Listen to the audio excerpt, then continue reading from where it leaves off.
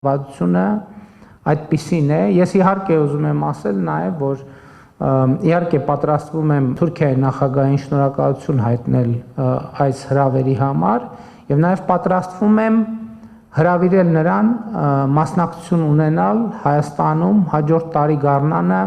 գիտեք, որ Երևանում տեղի է ունենալու Եվրոպական քաղաքական համայնքի գագաթաժողովը, որը միջայլոց Երևանում տեղի ունենալու այդ թվում Թուրքիայի աջակցությամբ, որովհետև Թուրքիան նույնպես Եվրոպական քաղաքական համայնքի այդ ձևաչափի անդամ է, եւ ես պատրաստվում եմ հրավիրել նախագահ Էրդողանին մյուս տարի գարնանը,